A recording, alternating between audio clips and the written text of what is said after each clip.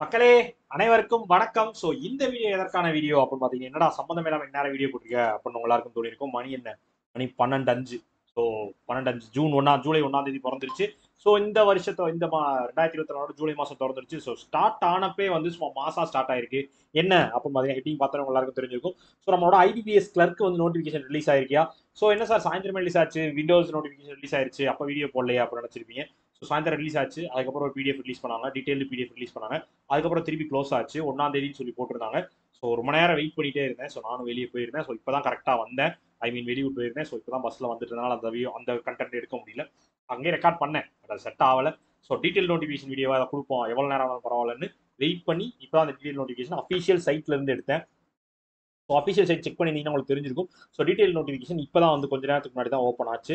So அதனால தான் உங்களுக்கு அதை வந்தவொடனே அப்படியே சுட சுட எடுத்து சூடாக உங்களுக்கு அதை பற்றி சொல்லிடுவோம் அப்படின்றதுக்காக இந்த வீடியோ மேக் பண்ணியிருக்கேன். ஸோ என்னென்ன இருக்கு அப்படின்றத பார்த்தலாம், ஓகேவா?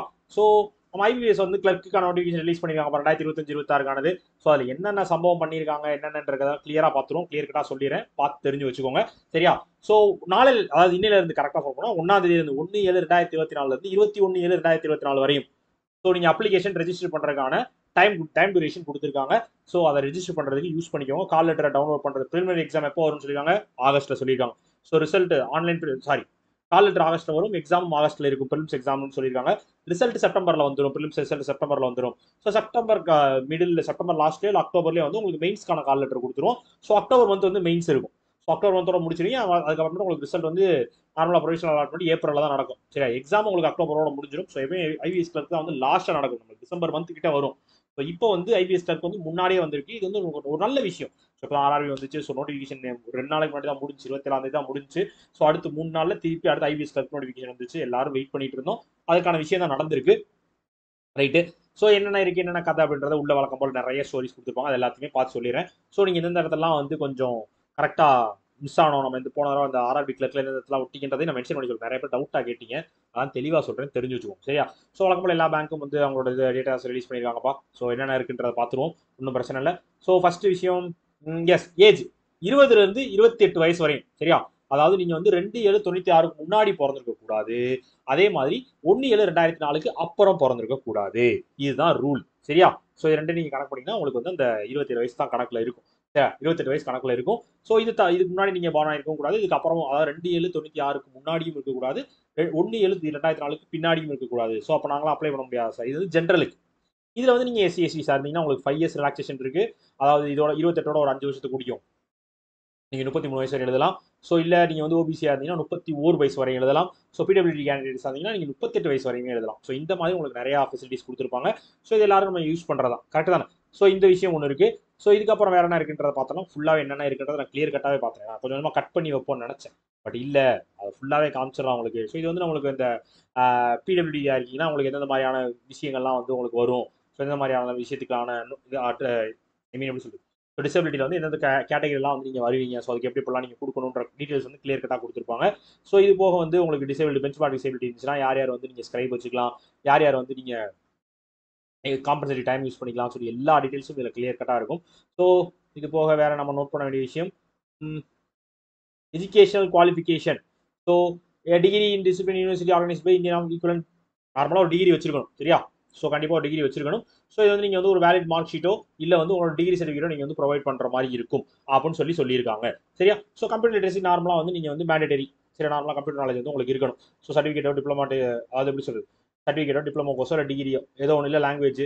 ஸோ நீங்கள் கம்ப்யூட்டர் படிச்சிருக்கணும். ஸோ உங்கள் ஸ்கூல்லேயோ ஹை ஸ்கூல்ஸ்லேயோ காலேஜ்லேயோ வந்து நீங்கள் கம்ப்யூட்டர் படிச்சிருக்கணும். ஸோ அது வந்து ரொம்ப மேண்டேட்டரி, சரியா? நீங்கள் வந்து கம்ப்யூட்டர் படிக்கணும்னா இது வந்து நீங்கள் வந்து டிகிரி சர்டிஃபிகேட் வாங்குற மாதிரி இருக்கும். ஸோ அதை நீங்கள் வாங்கிக்கலாம், சரியா? ஸோ எல்பிடி இருக்க போது. ஸோ இந்த கதை சொல்லியிருக்காங்க.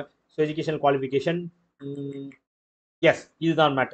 ஸோ என்ன அப்படின்னு பார்த்தீங்க அப்படின்னா, ஸோ ஃபைனல் ரிசல்ட், அதாவது 6ஆவது செமஸ்டர் எழுதிட்டு எனக்கு வந்து ரிசல்ட் வரல, ஸோ எனக்கு வந்து ரிசல்ட் வரல, ரிசல்ட் எப்படி சொல்றது, இன்னும் ரிசல்ட்டே ஆகலை. ஸோ நீங்களாம் வந்து தயவு செஞ்சு கிளியராக புரிஞ்சு வச்சுக்கோங்க, நீங்கள் வந்து நாட் எலிஜிபிள், சரியா? ஸோ 21/7/2024 அப்பயோ இல்லை அதுக்கு முன்னாடியே உங்களுக்கு ஃபைனல் ரிசல்ட் வந்திருக்கும், சரியா? ஸோ நீங்கள் வந்து ரிசல்ட் வந்து அந்த டேட்டுக்கு முன்னாடி கொடுத்துருக்கீங்கன்னு சொல்லி நீங்கள் வந்து டைம் ஆஃப் ஜாயினிங் வந்து அதுக்கான ப்ராப்பர் டாக்குமெண்ட் சப்மிட் பண்ணணும். டேட் இன்னைக்கு தான் ரிலீஸ் ஆயிருக்கு, ஸோ ரிசல்ட் ரிலீஸ் ஆனதுக்கு உங்களுக்கு வந்து மார்க் ஷீட்டில் வந்து டேட் வரும், சரியா? அதை நீங்கள் வந்து காட்டணும், கிளியரா? அதான் மேட்ரு. ஸோ அதுக்காக அதை மென்ஷன் பண்ணியிருக்காங்க, கரெக்டாக ஞாபகம் வச்சுக்கோங்க, சரியா? Yes, clear. வேற S.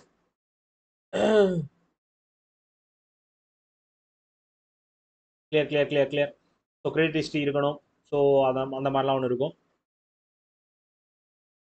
Candidate with no bank account shall not require to produce CIBIL status. CIBIL score requirement is not precondition to apply. இப்போ நீங்கள் வந்து அந்த சிவில் ஸ்கோர் நீங்கள் பேங்க் அக்கௌண்ட்டாக யூஸ் பண்ணாலும் நீங்கள் கொடுக்க தேவைன்னு சொல்லியிருக்காங்க. ஸோ 250 ஃபீஸு, வழக்கம்போல் ப்ரிலிம்ஸ் மூணு ஸ்லாட், இங்கிலீஷ், ரீசனிங், ஆப்டி. ஸோ வழக்கம்போல் மெயின்ஸ் வந்து general awareness, English, reasoning, quantitative aptitude அதே தான் இருக்க போகுது வழக்கம் போல். ஸோ இது எந்தெந்த ஊரில் நடக்குது, எந்தெந்த லாங்குவேஜ் இந்த ஊருக்கு அப்படின்னு சொல்லி மென்ஷன் பண்ணியிருக்காங்க. ஆன்லைன் அப்ளிகேஷன் எஸ், இது நார்மலாக நீங்கள் என்னெல்லாம் பண்ணணும், ஆன்லைன் ஃபிலிம்ஸ் எக்ஸாமுக்கு, மெயின்ஸ் எக்ஸாமுக்கு எப்படி போகலாம், வந்து நீங்கள் என்னென்ன டாக்குமெண்ட்ஸ்லாம் கொண்டு வரணும் அப்படின்னு சொல்லியிருக்காங்க.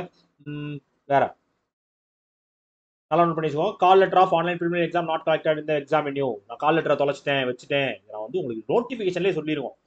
அவங்களா மிஸ் பண்ணிட்டேன், தொலைச்சிட்டேன், நான் ஒன்று விட்டுட்டேன் வந்து எவனா சொன்னீங்கன்னு வச்சுக்கோங்களேன், அதுக்கு என்னன்னு, அதுக்கு இங்கே என்ன வழி பண்ணணும், அதுக்கு வழி இருக்கா இல்லையான்னு கூட சொல்ல மாட்டோம். நீங்கள் வந்து கேட்டிங்கன்னா ஞாபகம் வச்சுக்கோங்க. ஸோ கட் ஆஃப் மார்க் எடுக்கணும். ஆன்லைன் எக்ஸாமினேஷன் சென்டர் எங்கெல்லாம் இருக்குது. ஸோ ப்ரீ எக்ஸாம் ட்ரைனிங் உங்களுக்கு தேவையான நீங்கள் யூஸ் பண்ணிக்கலாம். ப்ரொஃபஷனல் எப்படி நடக்கும், ஸோ வழக்கம்போல் மெயின்ஸ் முடிஞ்சதுக்கு அப்புறமேட்டு அந்த விஷயம்லாம் நடக்கும். ஸோ அது எப்படி இப்படிலாம் இருக்குன்றதை கிளியராக போட்டிருப்பாங்க. ரைட்டா? ஸோ இந்த இருக்கு பாருங்க. ஸோ ரிசர்வ் லிஸ்ட் வந்து ஆட்டோமேட்டிக்காக 31/3/2026 எந்த ஒரு நோட்டிஃபிகேஷனுமே இல்லாமல் வந்து அது எக்ஸ்பீரி ஆயிடும். நீங்கள் ரிசர்வ் லிஸ்ட் இருந்தீங்கன்னா அதுக்குள்ள உங்களை கூப்பிட்டா உண்டு, இல்லைனா இல்லை, அவ்வளோதான். Right right. So list of documents provide பண்ணுறது, இன்கம் சர்டிஃபிகேட், அது இது இது இது இது இது வேற எதுவும் இருக்கா? நம்மளுக்கு தேவையான விஷயங்கள் என்ன இருக்குது? என்ன verification, biometric verification, notification, candidates original same ID proof, bearing name, application ஃபார்மில் கொடுக்குற நேமாக கரெக்டாக கொடுங்க. தயவு செஞ்சு உங்களுக்கு கேட்குறேன், என்ன வேணா நினச்சிக்கோங்க, உங்களுக்கு ஈஸியே கேட்குறேன். உங்கள் பேரை வந்து கரெக்டாக அப்ளிகேஷன் ஃபார்மில் கொடு. சரியா? சார் எனக்கு ஆதார் கார்டில் வேறு மாதிரி இருக்குது, பேன் கார்டில் வேறு மாதிரி இருக்குது, சர்டிஃபிகேட்டில் வேறு மாதிரி இருக்குது. தயவு செஞ்சு உங்கள் சர்டிஃபிகேட்டை வச்சு உங்களோட ஆதார் கார்ட்லையோ இல்லை உங்களோட பேன் கார்ட்லையோ நேமை கரெக்டாக அந்த சர்டிஃபிகேட்டில் இருக்க மாதிரி சேஞ்ச் பண்ணி வச்சுக்கோங்க. இதுதான் உங்களுக்கான ஈஸி வே. நீங்கள் வந்து சர்டிஃபிகேட் நேம் சேஞ்ச் பண்ணீங்கன்னு வச்சுக்கோங்களேன், அது வந்து உங்களுக்கு பெரிய வேலை. நீங்கள் கெசட்டில் கொடுத்து நார்மலாக கவர்மெண்ட்டில் மாற்றி அதுக்கப்புறம் சர்டிஃபிகேட்டை வாங்கி பெரிய ப்ராசஸாக இருக்கும். அதுக்கு நீங்கள் டேரெக்டாக சர்டிஃபிகேட் இருக்க மாதிரி ஆதார் கார்டில் மாற்றி வச்சுக்கோங்க. சிம்பிள். சரியா? அந்த மாதிரி நோட் பண்ணி வச்சுக்கோங்க. ஸோ அதை மட்டும் பண்ணிடுங்க, மிஸ் பண்ணிடாதீங்க. நேமு எல்லாத்துலேயும் ஒரே மாதிரி இருக்கணும், இல்லைனா ரிஜெக்ட் ஆகிறதுக்கு கூட வாய்ப்பு இருக்கிறது. சரியா? ஸோ இதெல்லாம் பார்த்து வச்சுக்கணும். வேற வேற வேற வேற வேற வேற பேமெண்ட் மோட் ஆன்லைனில் பண்ணிக்கலாம். நமக்கு தெரிஞ்ச கதை தான், எல்லாமே வந்துடும் உங்களுக்கு. General section. ஸோ கேண்டிடேட் வந்து இதெல்லாம் கொண்டு வரணும், இதெல்லாம் கொண்டு வரக்கூடாது, எப்படி இப்படிலாம் அப்லோட் பண்ணணும் எல்லாம் கொடுத்துருக்காங்க. Multiple online exam summarily rejected candidates cancel. Okay, எப்பயும் போல தான் பண்ணுறது தான். இதெல்லாம் நீங்கள் நார்மலாக சும்மா ரீட் பண்ணி பாருங்க, பொழுதுவாக ரீட் பண்ணினாலே உங்களுக்கு நிறைய இன்ஃபர்மேஷன்ஸ் கிடைக்கும். ஆனால் இதெல்லாம் உங்களுக்கு தேவைப்படாது தான். கரெக்டாக ப்ராப்பராக நீங்கள் ரெகுலர் அப்ளை பண்ணுறீங்கன்னா உங்களுக்கு தெரிஞ்சிருக்கும். ஸோ உங்களுக்கு அப்ளை பண்ணுறது புதுசாக இருக்கீங்கன்னா அதை வாசிச்சுட்டு நீங்கள் அப்ளை பண்ணலாம், தப்பு இல்லை. ஒரு 2 நாள் டைம் கூட எடுத்துக்கணும். டைம் எடுத்து பொறுமையாக வாசித்து தெளிவாக புரிஞ்சு அதுக்கப்புறமேட்டு அப்ளை பண்ணுங்கள். 2 நாளைக்கு இதில் வாசிக்கிறதுக்கு வேறு ஒன்றுமே இருக்காது. சரியா? வேறு எதாவது முக்கியமான இருக்குது, என்னென்ன எவ்வளோ அலாட்மெண்ட் இருக்குன்றதை பார்த்துலாம். சரியா? ஸோ நம்ம ஊருக்கு வந்து தமிழ்நாடு அப்ளை பண்ணுறீங்க, ஆந்திரா அப்ளை பண்ணுறீங்கன்னா ஆந்திராக்குன்னு பாருங்கள். ஸோ ஆந்திராவுக்கு ஒரு 105 சீட் கொடுத்துருக்காங்க டோட்டலாக. ஸோ ஓவரால் வந்து 105 சீட் தான் இருக்குது. ஸோ அருணாச்சல் பிரதேஷ்லாம் யாரும் அப்ளை பண்ண போகிறது இல்லை தெரிஞ்சு. யாரும் அப்ளை பண்ணுற ஐடியாவில் இருக்கீங்களாப்பா? அருணாச்சல் பிரதேஷில் அப்ளை பண்ணுங்கள்லாம் தாராளமாக. சாமி பீகார், சண்டிகர், சத்தீஸ்கர், உங்களுக்கு தமிழ்நாடு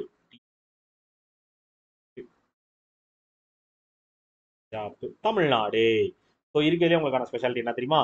ஸோ தமிழ்நாடு தான் கிட்டத்தட்ட அதிகபட்சம் ஒரு 6000 வேகன்சி கிட்ட ரிலீஸ் ஆயிருக்கு. கிட்டத்தட்ட 10% ரிலீஸ் பண்ணதுக்கு 10% வேகன்சி வந்து தமிழ்நாட்டுக்கு தான் இருக்கு. சரியா? அதில் இன்னொரு ஸ்பெஷலான விஷயம் என்ன தெரியுமா? நிறைய பேங்க் வந்து நாட் ரிப்போர்ட்டில் இருக்காங்க. Bank of Baroda, bank of Maharashtra, UCO bank, union bank of India, Indian bank. So இவங்கலாம் வந்து நாட் ரிப்போர்ட்டில் இருக்காங்க. இவங்க வந்து எப்போ வேணா அவங்களோட வேகன்சிஸ் வந்து ரிலீஸ் பண்ணலாம். ஸோ உங்களுக்கு வந்து நிறைய ஆப்பர்ச்சுனிட்டி இருக்குது. இப்போ வரை மட்டுமே உங்களுக்கு கனரா பேங்க் மட்டும் கிட்டத்தட்ட 440 பேர் ரிலீஸ் பண்ணியிருக்காங்க. ஸோ அது போக வந்து இந்தியன் ஓவர்சீஸ் பேங்க் ஒரு 75 ரிலீஸ் பண்ணியிருக்காங்க. ஸோ இது மாதிரி நிறைய இருக்குது. வேற என்ன 90 central bank of India 90 vacancy release பண்ணியிருக்காங்க. ஸோ இந்த மாதிரி நிறைய ரிலீஸ் பண்ணியிருக்காங்க. கிட்டத்தட்ட தமிழ்நாட்டுக்கு மட்டும் 665 வேகன்சிஸ் இருக்கிறதுப்பா. ஸோ தைரியமாக படிங்க. ஸோ அதே மாதிரி தெலுங்கானாக்கும் வந்து 104 இருக்குது. ஸோ நிறைய நாட் ரிப்போர்ட்டில் இருந்தது போக 104 இருக்குது. So notification பார்த்துக்கிட்டீங்களா? ஸோ இந்த தான் விஷயம். ஸோ இந்த விஷயத்தெல்லாம் நீங்கள் கரெக்டாக ஃபாலோ பண்ணுறது, பார்க்குறது, இதெல்லாம் உங்களுக்கு ரொம்ப ரொம்ப முக்கியமான ஒரு விஷயம். ஸோ இதில் வந்து உங்களுக்கு எக்ஸாம் எங்கே நடக்கும்னு சொல்லியிருக்காங்க. ஸோ கைட்லைன்ஸ், ஃபோட்டோ கைட்லைன்ப்பா, இது செஞ்சுப்பா, இதையும் நான் தெளிவாக சொல்லிடுறேன். அப்ளை பண்ணுறப்போ அவசரம், ப்ரெஷரில் அப்ளை பண்ணேன், அதில் பண்ணேன், இதில் பண்ணேன், அப்படிதான் நீங்கள் அப்ளை பண்ணீங்கன்னா அப்ளை பண்ணாதீங்க. சரியா? பொறுமையாக நிதானமாக பார்த்து கிளியராக அப்லோட் பண்ணுங்க. சரியா? ஃபோட்டோ எடுக்கிற இடத்துல தம்பு அப்லோட் பண்ணிட்டேன், தம்பு அப்லோட் பண்ணுற இடத்துல டிக்ளரேஷன் அப்லோட் பண்ணிட்டேன், டிக்ளரேஷன் பண்ண வேண்டிய இடத்துல தம்பு அப்லோட், இப்படி அப்படி சிக்னேச்சர் அப்லோட் பண்ணிட்டேன். தயவு செஞ்சு அது பண்ணாதீங்க. இதுலயும் போட்டோ கேப்சர் இருக்கிறது. சரியா? போட்டோ கேப்சர் இதுலயும் நீங்க பண்ண வேண்டும். ஸோ லைட் கலர் பேக்ரவுண்ட் வச்சுக்கோங்க. மேக்ஸிமம் வந்து ஒயிட் பேக்ரவுண்டா இருந்தா பெட்டர். ஸோ நேரா கேமரா பார்த்த மாதிரி இருக்கணும். போட்டோ வந்து பாஸ்போர்ட் சைஸ் மாதிரி இருக்கணும். ஸோ இது வந்து ஸ்மால் சைஸ் போட்டோகிராஃப் வந்து நீங்க கிளிக் பண்ணக்கூடாது. ஸோ கலர் கிளாஸ் போறது இதெல்லாம் பண்ணக்கூடாது. ஃபேஸ்ல ஷேடோ விழுகிற மாதிரி பண்ணாதீங்க. ஸோ இந்த மாதிரிலாம் வச்சுக்கோங்க. ஸோ இருட்டான இடத்துல வச்சு அப்லோட் பண்ணாதீங்கன்னு சொல்லியிருக்காங்க. ஸோ பிளாக் இங்க் பென்ல சைன் பண்ணணும். பிளாக் கலர் பேனால சைன் பண்ணியிருக்கணும் உங்களோட சிக்னேச்சரு. சரியா? அதே மாதிரி left thumb impression black or blue எதுனாலும் வச்சுக்கலாம்னு சொல்லியிருக்காங்க. ஸோ ஹேண்ட் ரிட்டன் டிக்ளரேஷன் வந்து வழக்கம் போல தான். ஸோ பேப்பர் வந்து பிளாக் இங்க்ல எழுதி பிளாக் கலர்ல எழுதிருக்கணும்னு சொல்லியிருக்காங்க. ஸோ ஹேண்ட் ரிட்டன் டிக்ளரேஷனை கிளியரா பார்த்துக்கோங்க. 51வது பேஜ்ல டாப்ல இருக்கு. சரியா? நோட்டிபிகேஷன் 51 பேஜ்ல டாப்ல இருக்கு. I name of the candidate hereby declare that all the information submitted by me in the application form is correct, true and valid. I will present the supporting documents as and when required. ஆர்ஆர்பிக்கு கொடுத்த அதே format தான் இருந்தாலும் ஒரு தடவை அதை cross check பண்ணுங்க. இல்லையா மறுபடியும் ஃப்ரெஷ்ஷாக எழுதி ஸ்கேன் பண்ணி வச்சுக்கோங்க. சரியா? சிம்பிள். அவ்வளோதான் மேட்ரு. ரொம்ப போட்டு குழப்பி கன்ஃபியூஸ் பண்ணிக்கிறாதீங்க. வேற இதில் என்ன இருக்கு? டாக்குமெண்ட் அப்லோட் பண்ணுறது எப்படி? ஸோ இதெல்லாம் உங்களுக்கு எல்லாருக்கும் தெரிஞ்சிருக்கும். ஸோ இதில் நான் வேற எதுவும் இன்ஃபர்மேஷன் விட்டுருக்கேன், உங்களுக்கு எதுவும் தேவைப்படுறத நான் விட்டுருக்கேன். இது வந்து ஃபார்ம்ஸ். ஸோ நீங்கள் எஸ்எஸ்டி ஃபார்மாக இருக்கீங்க, இல்லை ஓபிசிக்குரிய ப்ராப்பர் ஃபார்ம் கொடுத்துருப்பாங்க. ஸோ அதை நீங்கள் நார்மலாக வாங்கினாலும் ஓகே தான். இல்லை இந்த ஃபார்ம் எடுத்து நீங்கள் அதை ரெடி பண்ணி வச்சுக்கிட்டீங்கனாலும் ஓகே தான். ரெண்டுமே ஒன்று தான். So income certificate, asset certificate, SC SC certificate, OBC certificate, so இந்த மாதிரி எல்லாமே இதில் கொடுத்துருப்பாங்க. நோட்டிஃபிகேஷனாக வந்து பக்காவாக ப்ராப்பராக ஃபுல் அண்ட் ஃபுல்லாக எல்லாமே அடங்கினது தான் நோட்டிஃபிகேஷன். சரியா? ஸோ அந்த மாதிரி அவங்க எல்லாமே கொடுத்துருப்பாங்க. ஸோ உங்களுக்கு இதில் எது தேவைப்பட்டுச்சுனாலும் அதை நீங்கள் யூஸ் பண்ணிக்கலாம். இது வந்து ஒரு அஃபிஷியல் நோட்டிஃபிகேஷன்லேருந்து எடுத்த ஃபார்ம்னால அது வந்து வேலிடான ஃபார்மாக தான் இருக்கும். சரியா? நீங்கள் வந்து அந்த வேலிடா ஃபார்மாக மாற்றிக்கலாம். சிக்னேச்சர் எல்லாமே வாங்கிட்டீங்கன்னா அது வந்து வேலிட் தான். கிளியர்? ப்ராப்பர் சிக்னேச்சர் எல்லாமே எடுத்திருக்கீங்க அப்படின்னா. ஸோ இது போக இதில் வேற ஒன்றும் இல்லைப்பா, அவ்வளோதான்ப்பா.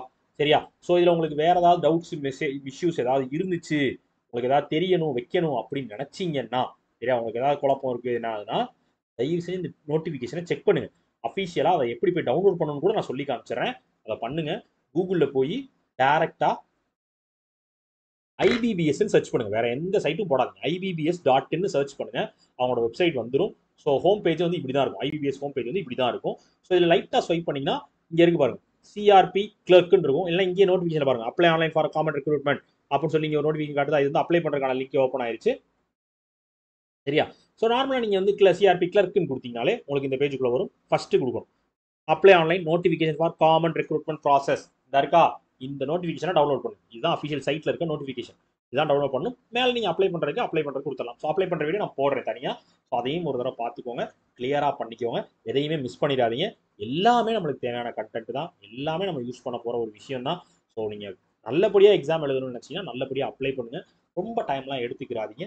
மேக்ஸிமம் நான் வந்து ஒரு 5-6 தேதிகளுக்குள்ள இந்த அப்ளை பண்ணுற வீடியோவும் போட்டுருவேன். சரியா? மேக்ஸிமம் 2-3 நாளில் போட்டுருவேன். நான் சொல்றது அட்மேக்ஸ் 5-6ன்றது ஒரு அட்மேக்ஸில் வந்து போடுறேன்னு சொல்றது. அதுக்கும் நான் அப்லோட் பண்ணிடுவேன். ஸோ அதை பார்த்து பொறுமையாக நிதானமாக ரெஜிஸ்டர் பண்ணுங்க. அவசரப்பட்டு பண்ணாதீங்க. ஒவ்வொரு மிஸ்டேக்கும் உங்களுக்கான ஒரு பிரச்சனையை உண்டாக்குறதுக்கான வாய்ப்பு அதிகம். தயவு செஞ்சு அதை புரிஞ்சுக்கோங்க. மிஸ்டேக்கோட அப்ளை பண்ணிட்டு இப்படி பண்ணிட்டேன் அப்படி பண்ணிட்டேன் ஒன்றுமே பண்ண முடியாது. ரீஅப்ளை பண்ணுங்கன்னு தான் சொல்லுவேன். என்கிட்ட கேட்டிங்கன்னா திரும்பி வந்து என்கிட்ட இப்படி பண்ணிட்டேன் அப்படின்னா ரீஅப்ளை பண்ணுங்க. 850 ரூபா கட்டினேன், போனது தான். அதுக்கு மேலே அதை ஒன்றும் பண்ண முடியாது. திருப்பி அப்ளை பண்ணி மறுபடியும் 850 ரூபா கட்டு. அது ஒரு வழி இல்லை. அந்த மாடுலேஷனாக தான் நான் சொல்ல போகிறேன். என்கிட்ட திரும்பி வந்து கேட்டிங்கன்னா இதான் நடக்கும். கரெக்டாக அப்ளை பண்ணுங்க. மிஸ் பண்ணாமல் அப்ளை பண்ணுங்க. நோட்டிஃபிகேஷன் வீடியோ லேட்டாக வருதுன்னு நினைக்காதீங்க. லேட்டாக வந்தாலும் ப்ராப்பராக ஃபுல் ஃப்ளெஜ்டாக எல்லா இன்ஃபர்மேஷனோடய வரணுன்றதுக்காக தான் இந்த வீடியோவே எடுத்தேன். மணிலாம் உங்களுக்கு பிரச்சனையே இல்லை. 12 மணி ஆகிட்டு போகுது. இப்போ மணி 12:20 தான் ஆகுது, போயிட்டு போகுது. ஸோ உங்களுக்கான கிளியர் இன்ஃபர்மேஷன் கொடுத்துருக்கேன் நம்புறேன். வேற ஏதாவது டவுட்ஸோ கொரிஸோ இருந்துச்சுன்னா எப்போ என்ன இன்ஸ்டாகிராமில் கான்டாக்ட் பண்ணுங்க. அதே மாதிரி ராயல் பாஸ் ஆஃபர் போயிட்டு இருக்கியா, வேண்டவங்க பர்ச்சேஸ் பண்ணி வச்சுக்கோங்க. 999. இல்லை சார் இதை சொல்லாமல் விட்டீங்க ஸ்டார்டிங்கில், எண்டிங்கில் சொல்லுவோம். எப்போ சொன்னாலும் நம்ம ராயல் பாஸ் நம்ம மக்கள் நம்ம யூஸ் பண்ண போகிறோம். எப்போனாலும் சொல்லலாம். ஓகே ஓகே மக்களே, டடா பபாய், see you.